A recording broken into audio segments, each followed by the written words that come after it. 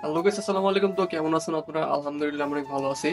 So আজকে আমরা একটা ইন্টারেস্টিং কাজ করতেছিলাম। তো ভাবলাম যে আপনাদের কাছেও এই ইন্টারেস্টিং জিনিসটা শেয়ার করি। চলুন এটা আপনাদেরকে প্রথম থেকে দেখাই।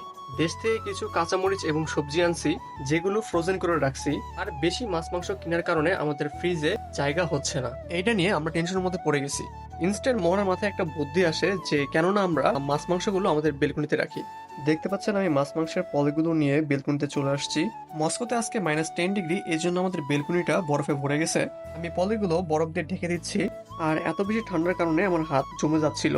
এটার জন্য আপনার বিদ্যুৎ বিলও বেঁচে যাবে এবং মাছ মাংসগুলো অথেন্টিক ভাবে ফ্রোজেন রাখবে।